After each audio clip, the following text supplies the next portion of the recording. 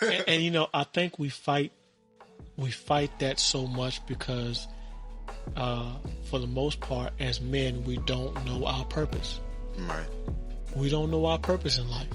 We don't know why we're here. I love work. I'm a worker. I love work. Everybody has to have a job, and everybody should be respected regardless of what job that you have. While saying that, I also say this. And, of course, the Bible says if you don't work, man, it don't work, don't eat. But I will also say this. If I live my life as a worker and never discover my purpose, I've done myself and my seed an injustice. And your society. And my society. Because God may have said, for instance, I want you to start out as a janitor. But for God's sake, son, don't die as one. Right. Not to say that you can't be a janitor at any age. Right. Because we respect anybody doing any type of job. Right. But for God's sake, don't leave this earth before you do what God has ordained you to do. Now, if, like me, and I'm sure you do it sometimes too, in my job, I take the opportunity to bless somebody with a word. Yeah. Even though I'm in this obscure environment, I'm going to use that obscure environment to, you going to throw jabs at me? Guess what I'm going to throw at you? Some word. Yeah. Because my jab is going to be much stronger than your jab. Heaping hot coals, what they call it. Right. That's you speaking the word, Doc. You jab at me about being a lazy millennial, but I'm going to heap some hot coals on your head and say, true, but greater is he that is in me than he that is in the world. That's the word. So I'm heaping hot coals because I ain't jabbing back at you and saying, oh, man, you old man. I'm not doing that. I'm going to give you some word. And I'm going to give you something to think about when we're not apart. Because what they do at work, they know I preach. they know I preach. He said, I'm going to sit on your brain all day. All day. So what I do, when they like to jab, when they see me coming, they know now. They already know. Yeah. I'm going to jab back with some word because I know the word. They can stop jabbing. And when I come in there, I give them 2 jabs to the gut. I ain't got to speak no more. Now what they do is they continue to talk amongst themselves and jab each other. But now I can sit in here and enjoy my lunch because I done hit y'all with the uppercut 2 times. Mike Tyson was famous. His knockout blows was if you was blocking up, he would hit you in the side to get you to open up, then uppercut. So once I come in the break room, I hit you in the side to get you to open up, then it's the uppercut. Now I can sit down and enjoy my lunch. So, but I use my obscurity to bless somebody, to be strong. I don't care what job I'm doing. When people ask me, this is important too, on your purpose. When people ask me what I do either at work or in society, when they ask me, what do? I don't tell them what I do at work. I tell them I'm a musician. I'm a minister. I'm a father. That's what I start off with. I don't tell them what I do at my job because that's not who I am. Right. That's just my occupation for the time being. Right. I am more than a conqueror. Right. I am more than my occupation at work. I may not have the degrees on the wall. Right. But God said, I have the cattle on 1,000 hills for you. All you got to do is just ask. Right. So in dealing with society, in dealing with what our purpose is, and the only way to really know, AG, what our purpose is to ask God. True. Your father, your earthly father, did not create you. Your spirit. He had a hand in your body, right, but not your spirit. How do we know that? Let's take them back to the word. Before you was formed in your mother's womb, God said, I knew you. Not your father. I knew you. He told Jeremiah that. Before you were formed, I knew you. So what does that imply? Let's look at it like this. Most people don't know this. That means, AG, you would have happened anyway. Your parents would have been different. In some form. You would have looked different. You would have had a different upbringing. But your spirit would have happened anyway because God ordained you to be here. So, and when I preach, I tell people this. I'm not a preacher because my dad was one. So don't fool yourself. Right. I'm a preacher because God had ordained me before I got here to be a preacher and a musician. Yeah. My dad being one just helped fast track me because he was already one. But even if he wasn't one, I still would have became one because God ordained me to be one. It just happens to be a fast track blessing that he was already one. And so now I don't have to. Too. And it's a gift. And you know, that's what becoming a man also is something that becoming a man, you have to realize that you have to learn your gifts to actually fulfill yourself as a man, because your gifts actually create the man who you are. Like, I can rap, I can play piano, you know. I'm also funny. I can do a little comedy if I wanted to, but you know, you have to learn how to use your gifts in the areas that it needs to be used, and that fulfills you as a man. Learning your purpose. Learning your purpose. By getting in God's face. That's how you do it. You want to know how to find your purpose in this society? We have to get in God's face. Not what society tells us, but what God tells us. Also, characteristics are gifts too. Like, you can have a characteristic of a warm spirit. Certain people you get around, it's easy to warm up to them because that's a gift that God gave them. It is. It might be a little bit harder to warm up to somebody else. It is. You know, they have to, and that's something that can be learned. Like, you can learn to be a more inviting person. We was talking about accessibility earlier, but it's been a big theme here. It is. Accessibility. Because none of this can be fixed without accessibility. It's true. But, yeah. My grandmother has a great characteristic gift of, if you sit with her, you're going to fall in love with her. That's a gift. You can't sit around everybody and feel that. Yeah. But around her, you're going to feel loved. You're going to feel welcome. That is a gift. So I understand what you're saying. It's and you gotta find out what gifts God gave you naturally. Yes. And that'll help you walk into your purpose, because your purpose as a man is to bring souls to Christ. Yes. That's your purpose as a man, is to bring people closer to God. How are you as a man? How are we as men bringing society closer to God? This is true. And to do that, you have to know your purpose. Yep. You have to know yourself, know your purpose before you can help somebody else. Facts. The next topic we're going to be talking about is, this is a heavy one. We have been conditioned not to show emotion. As men, we have been conditioned not to show emotion. When we were young, we were told to shut that emotion off. We were told not to cry. We weren't taught how to love properly.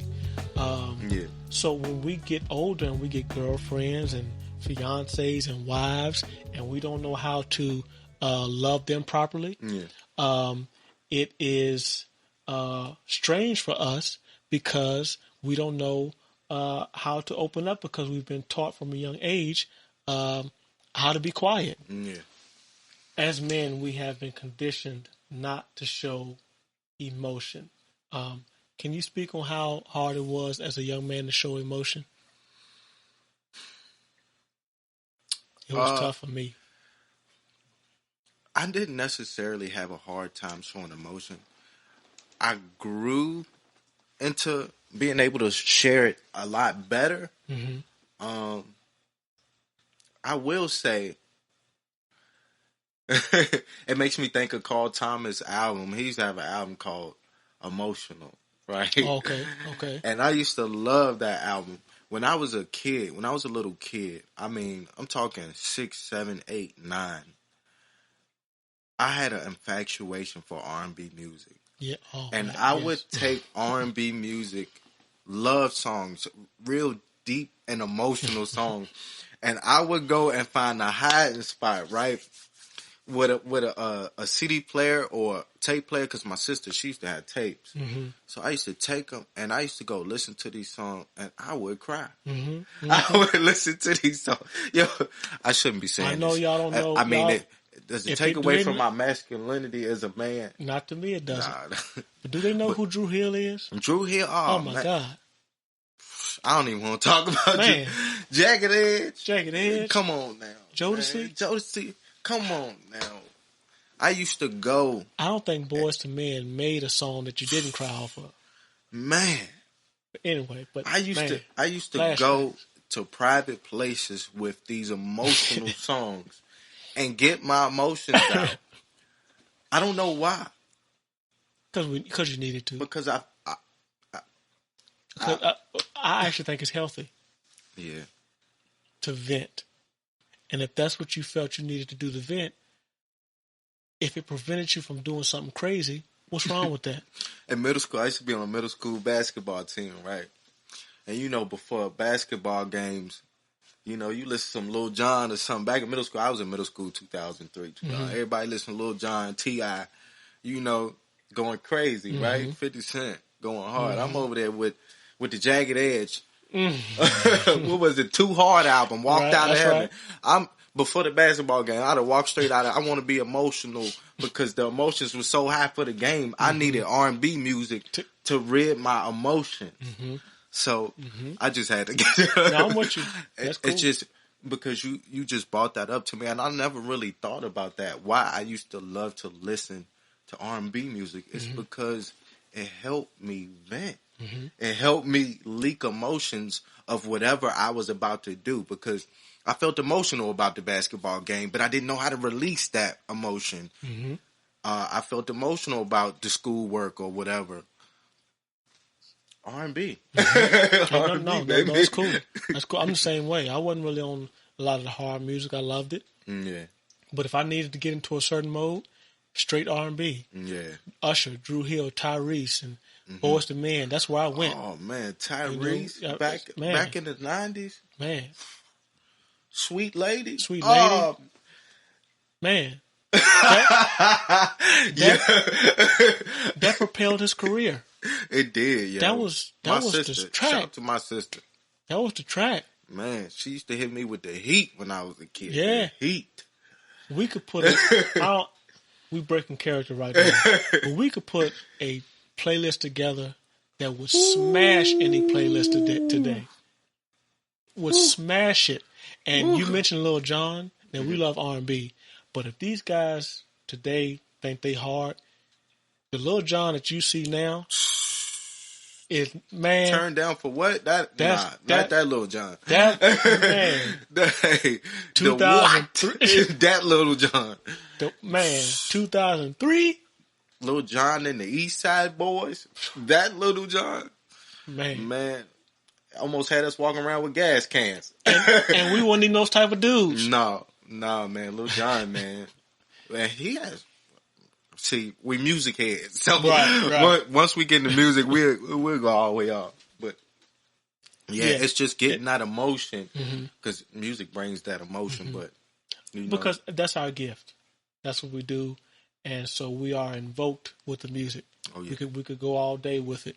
You know, as we were setting up the studio, we're listening to music and just vibing off the music while we setting up the studio. Yeah, and we'd have made made some heat. Yes. So, yes, to God be the glory. We'd have made some heat. Music yes. is big. And speaking emotionally, that's a great avenue. You know, that's a great avenue. I know you need to be able to express yourself to people. But before you get to people, you have to learn to express yourself to yourself. So music is a great way. Just one of the next topics that I want to talk about is I had created an image and I sent it to you. On those images was dope. On the body of the man was a lot of words that anxiety, depression, lust. I think what most people don't realize about men is that we have suicidal thoughts, we have depression. Some of us don't like the way we look. And women today, they can have all type of cosmetic things, and we actually celebrate that. Yeah. But I saw somebody giving a man the business because he had got one of those, he was like getting bald up top, and they were giving him the business because he had got. I'm like, if that makes LeBron? No, it was just some random dude. But it's funny. They've been cooking LeBron by his little toupee, man. Right. I said, hey, man, if that's what he want to do, let him do it. Let him do it. He's still balling. I'm a Lakers fan. So long as LeBron's balling, I'm happy. If he don't want to go the ball route and he want to do that, it is what it is. AG, if I had $100 million, you got a natural beard. This all I can do. But if I had $100 million, you wouldn't recognize me. You would think my name was Moses. You think I'd be Quentin Ross. Quentin Ross. Huh. You wouldn't know me, do you? If I had $100 million, boy, you would see me again. Man, what happened, Q? Well, you know how it is, But for real, they was giving them the business. They was giving them the business, just because he wanted to feel better about himself. And I'm like, if a woman puts eyelashes on, we don't say anything. If she paints her fingernails and toenails, we don't say anything. Why is it that if a man wants to do some cosmetic surgery with his hairline? Because we've had it easy. Okay, I feel you on that. A lot of men who aren't pleasing to the eye for women, okay, can still find and will have opportunity with a beautiful, this is true, great woman. I mean, to me, I true. feel like women settle a lot more than men do. I think they do too. and that's because society. Mm-hmm. I don't feel like it's fair, and a woman shouldn't judge a man if he wants to do, cosmetics. That's why it's harder. I was just saying that's why it's harder for us because it's been easy for us. It's been easy for us. Yeah. It's been easy. Yeah.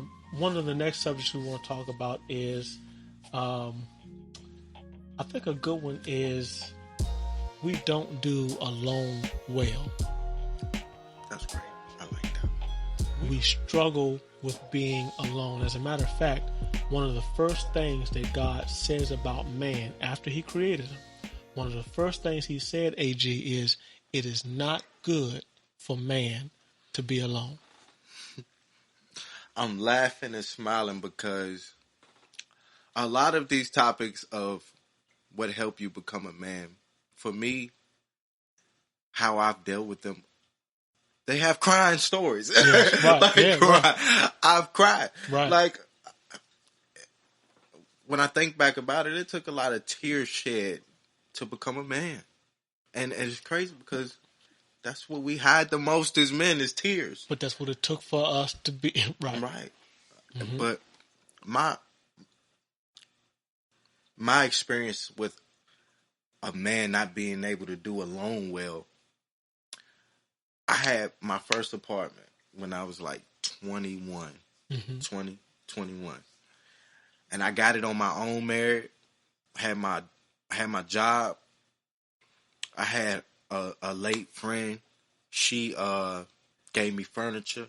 Thank God. Gave me furniture. Gave me kitchen table, couch. All I had was like this little 12 by 12 TV. I didn't care though. I had my own spot, paying my own bills. I didn't have no girlfriend at the time. I had some friends at the time, and some people would come over. I even had a couple parties, you know what I'm saying? But I remember one night I was just laying there. And that spirit of loneliness took me over. Like, I don't know why I felt alone, but I felt so alone. And my brother even lived. He was in the next building. He had his own apartment. You know, we lived close to each other. But in my own home, I felt so alone, and I felt so alone. I cried. I cried, and loneliness is it's a terrible feeling. It is. It's a terrible feeling. It is. And that's why I definitely enjoy my wife and child now, because that was a space where I was asking God, why am I alone? Why am I separated? Why do I feel like I have no purpose? Why do I feel like no one really wants to be around me? Right. Why am I not comfortable in my body right now? Right. You know, because you said in your word, if I do this, if I do that, right. It ain't working. What's going on? And when you a teenager, you thinking, shoot, I get my own place. That's it. You know, like it's lit. It's lit. But no, it won't lit. Okay? When you get your first place, especially if you're a single guy, I can't really speak for women, but as a single man, you get your own place. That's some lonely crap, man. It's lonely. It is lonely. You're speaking facts, though, dude. Speaking facts. I mean, it was lonely. I used to go to my brother's house every chance I probably spent more time at his apartment than I did at my own, because I felt so alone. And I lost sight of who I was, but I know that the loneliness was for a reason. You know, I knew God had me in this space for a reason, but it didn't feel good. Right. It didn't feel good at all. Right. Well, but you know, sometimes God propels us to the destination that he would have us be propelled to through things like pressure, loneliness. Yo, that's the first time I ever told anybody that. Like, I've never told a soul about that. Nobody. But that is exactly why this podcast needs to happen. Right. Accessibility. My man. That's exactly why. And as we continue, you're going to notice some other things that you let go you didn't know that you was going to.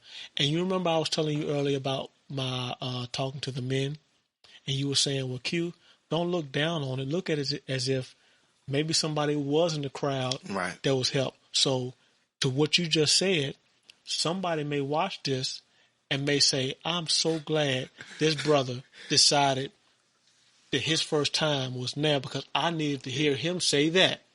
Yeah. Why? Because even though you're out of it, that person may be in it right now. Yeah. So just like you encourage me, I'm going to encourage you. Man, we need to do that. They going to say, dang, that brother cried a lot. Right. That's one emotional dude, man. Hey, man, I'm going to tell y'all, man. As a man, bro, you going to cry. It's all right. Cry. And you're going to do it more than you may like to admit. Right. Dude, hey, just don't. Hey, I'm sorry. Go ahead. I'm not a fan of people getting on the internet crying, though. Like, if you're having an emotional time and you're going through some things, I understand sometimes you just got to holler at that world for them to know, but if you can, please call your pastor, call somebody else. Do not get in front of your camera, right, and go live and cry. Now, it's all right to cry. It's okay. Don't get me wrong. It's okay to cry on live if you're emotional about something. But if you can deal with that outside of the internet, please try to, because if you're in an emotional state and you give it out to the world, you're not prepared for the scrutiny at that point. Mm-hmm. And I don't want you to get to a point where somebody says, oh, just shut up and go kill yourself. You're not prepared. You're not prepared to be in front of a crowd and cry. Because if you listen to what he's saying, he described a point to you that was almost 10 years ago. He's made it past that. But 10 years ago, he couldn't give it to you like this. He wasn't prepared to give it to you like this. No. So what he's saying is, if you're in it now, don't misconstrue what we're doing now. God has blessed us and allowed us to endure some things that at the time we couldn't tell anybody. Right. So you have to keep some stuff to yourself. not to go against what we say that we don't talk. Right. But you have to be able to talk to the right people. Correct. Like, the internet is a major crowd for you. Mm-hmm. Okay? Would you stand in front of a crowd and just cry about something you're going through? No, you need to talk to somebody and get some clarification. Mm-hmm. You know, so Mm-hmm. that's all I'm saying. The crowd can't help you. Right. The crowd is only going to judge. Right. You have to be prepared to. And to get those people, you have to ask God to send people that you can vent to. Right. Because you can't vent to everybody. Right. And you definitely, to his point, can't vent to society and social media. Right. I remember my boy. Look at Michael Jordan. Bingo. The crime meme is everywhere. It's everywhere. And now has regained life because R.I.P. Kobe Bryant. He was at his funeral. Now we got a whole nother 3-4 years of crying Jordan. Yeah. But see, right. That was Jordan expressing his emotions, and he's, he had just won he went to the Hall of Fame or something like that. Mm-hmm. But I mean, that's all right. Mm-hmm. I'm just saying that's just how easy, they will, right? How easy it is. You know, now we make light of it, and that was a light situation. Yeah. But how easy people can take it if you're really going through something.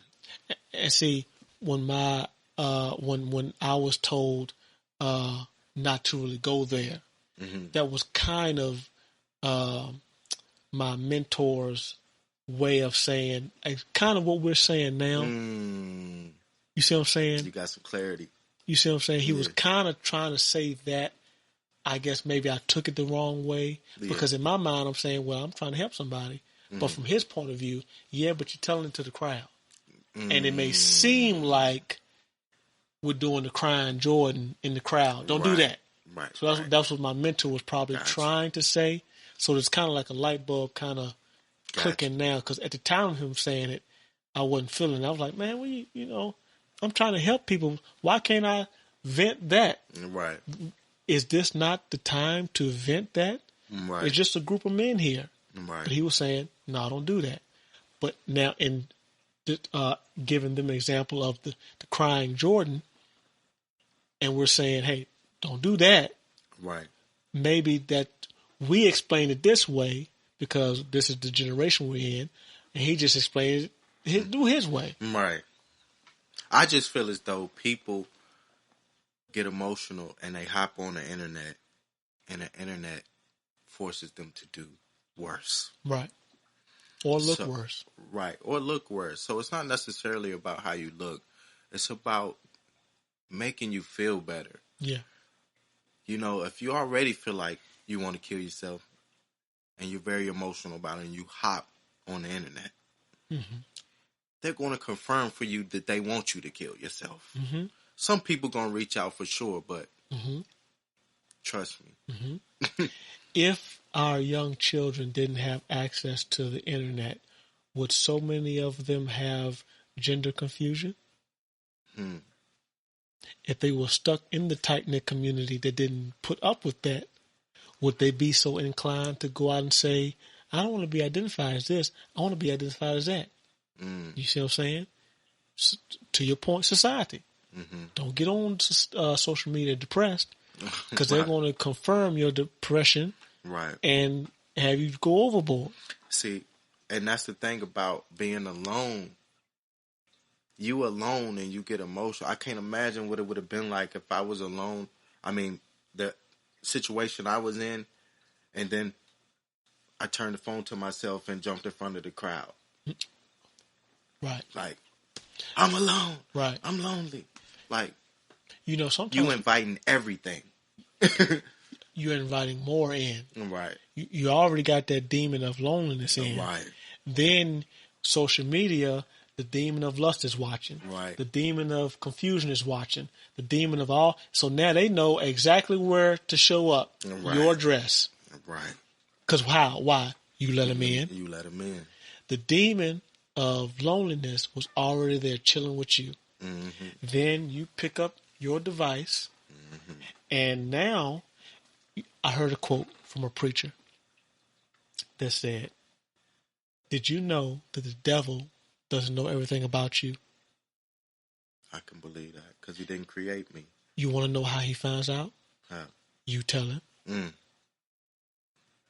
And he comes, because you know how he comes, cool and your friend, and he sit down beside you, and when the conversation's over, he said, I ain't even know that.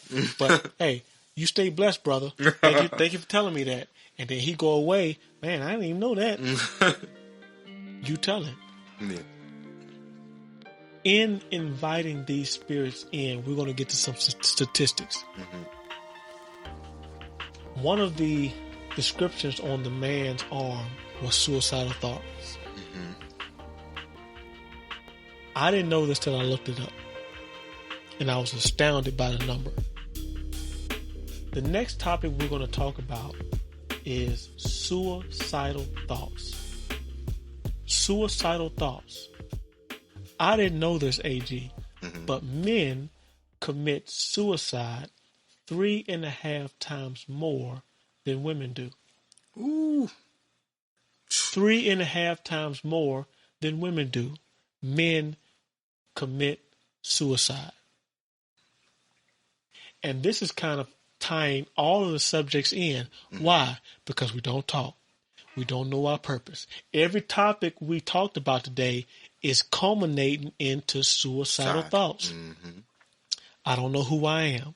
I want to be this, but society says I can't be that. I don't know my purpose. I'm alone.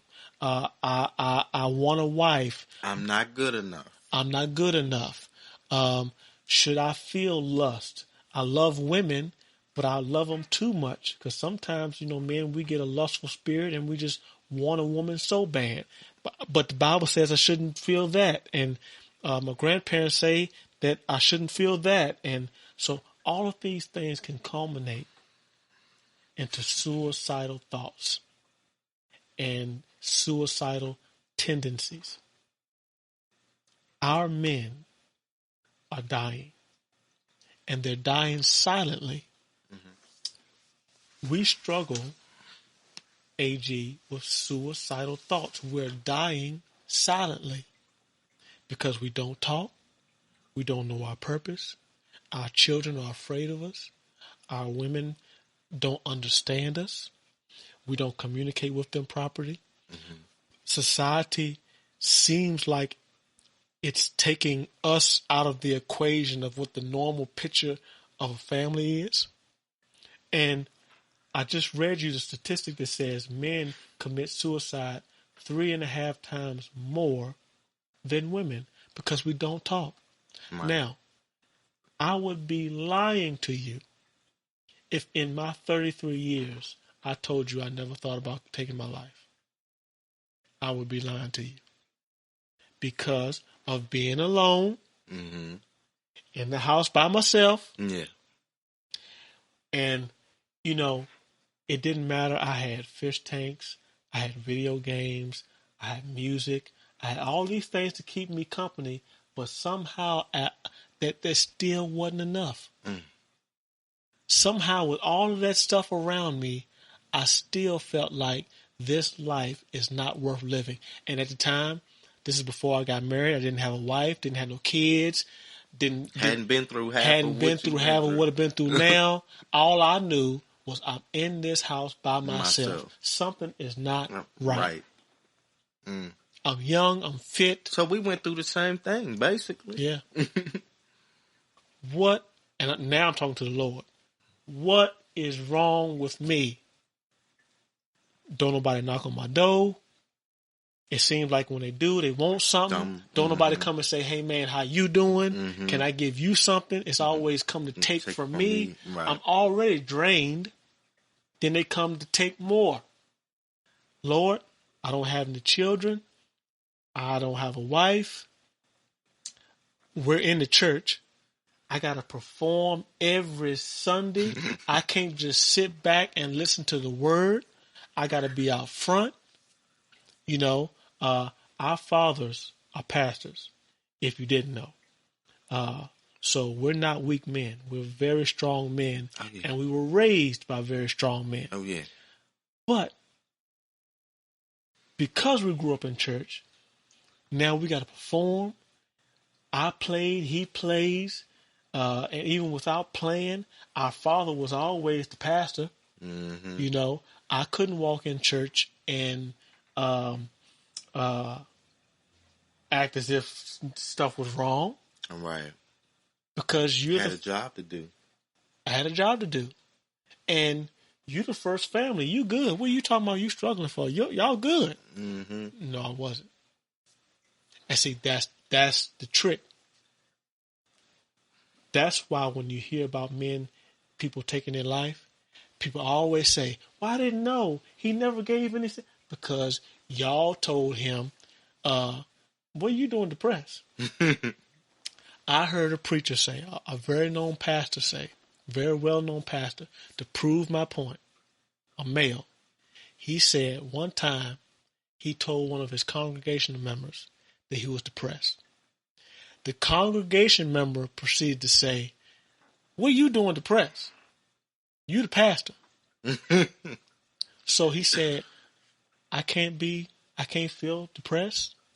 I can't feel. So he said, what if I wasn't wise? What if I was a young minister when they told me that? Because he's an older guy. He said, what if I was 20 when they told me that? And you know, preachers and people in leadership for the body, they get attacked the most by Satan. The most. You know, Satan come from the head first. He like Tyson. Yes. You know what I'm saying? I want to take your head out. Right. I might hit your body a couple times, but I'm coming for that head. Right. You know? That's right. And that's what he does. Mm-hmm. But we as men, we are under spiritual attack from suicidal thoughts because we're lost, we're confused, and we don't know our purpose in life. But I'm going to tell you something, Alex. Regardless of what people think, when men love, when we do love, we love hard. And I think that's why we struggle so much. And why we can get to the point of having suicidal thoughts, because when we do give ourselves, we give it 110%. Yeah. It takes a lot for us to give ourselves. Yeah. But when we do, now women tend to just, it's like every relationship they can just pull out 110%. Now, it may digress over time depending upon the negativity, but it's like every time they go in, they can give their heart again. Men are not that way.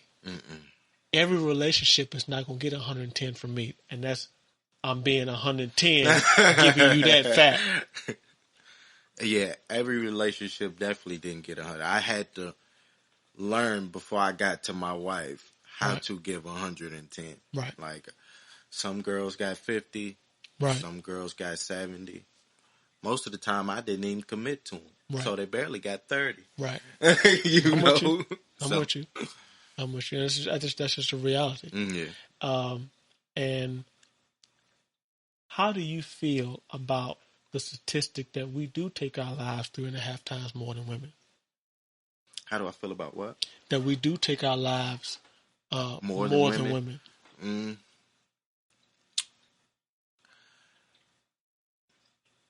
It's really eye-opening, I feel like, because I didn't know that until you said it. And because Earth has more women than men, so I wouldn't think that men would be killing themselves more. I forgot about that. You're right about that. You know? So I was like, when you first said it, I was like, whoa, you know? But then I think about it and the pressures that society puts on men and how important the man is, because I think we forget how important the man is. The man is the head of the household. I mean, you can call it, you can say he's not. I mean, but if anything comes against that home, it's going to be on us. You know, if a burglar comes, if financial problems come, anything comes, your wife, your children are going to be looking to you to do something. And remember, in the beginning, we were talking about those older men in your family. If something goes wrong in your home, they're not going to come to you and say, Why is your wife allowing this? They're going to look at you. Like, boy, get your house in order. They're not going to say, wife, get your house in order. Order. They're going to say, husband, man, son, boy, Right. get your house in order. And really what we are tone setters. You, as a man, you're a tone setter for your household. As a man, if you wake up and you have a bad attitude and you're treating everybody wrong, you're not encouraging your wife to face her day, you're not encouraging your child to face their day, you are not setting the tone properly. And you have to guard yourself, because if you're a man and you're having suicidal thoughts and you have a wife and child, what you think those thoughts going to do? They just going to sit there dormant in your head? No. They're going to trickle down to your wife. Going to trickle down to your children. And it's going to cause more chaos in your house than you had before. And you wondering why your child is acting crazy. It's because that spirit of suicide that was on you is trying to attack your child. And just like we talked before, it's trying to attack your child because spirits need a body. So if once it's done with you it's going to jump to the next. Oh, he's good. Like, oh, I got him. Now let me move on. Ooh, you got him.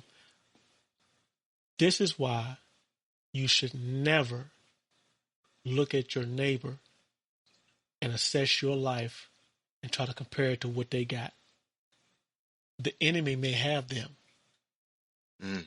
So he doesn't mind if they flossing, because I got them. And then you, as a child of God, will be confused because you're looking at somebody that Satan got, saying, well, I don't have that type of car. And he don't even go to church. Why? Don't do that. Right. Because you may be comparing yourself to somebody that's not on God's side. Right. A. B. When it comes to being men of God, dealing with suicidal thoughts, growing, learning, when they build skyscrapers, the taller the skyscraper, the deeper they got to go in the ground. What we do as men is sometimes we get depressed because we look at our neighbor and we say, well, I'm 30, he's 30. How is he already building his 12th floor? I'm only on the 8th floor. What's going on? What you don't understand is you may be a taller building than he is. Yeah. So God had to work on your foundation a little bit longer than he is. That 20th floor he's on, that's it. That may be it. You on floor 14, but his floor 20, you don't know. That may be it.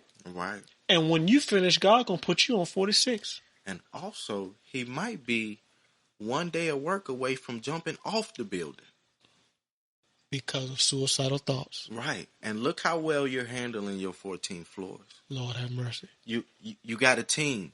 You got a team. You got men all around you. Y'all building. You building. And together y'all holding it. So as the structure builds, the men build. It's true. So while you're building whatever you're building, make sure you're building one another. Because we building something here. This is true. He's building something on his own. I'm building something on my own, and we're building together. That's true. So we have to make sure that while we're building each other's spirit at the same time. So it's true. So to sum it all up, I hope and pray that this has been the start of something great. This dear man subject is a subject that's going to continue to evolve. Yeah. This is just the beginning. Oh, and I feel we've only scratched the surface. Yeah, and I feel great. Like, I feel great sitting here talking as a man because I can honestly sit here and say, I'm a man. Yeah. You know, I represent a man. I'm a father, a husband, and I do it all with integrity. Yes. You know, and I follow God as my head Mm-hmm. to help me maintain Mm-hmm. being Yes, this yes. man. And I don't think you can do it without him. I can't.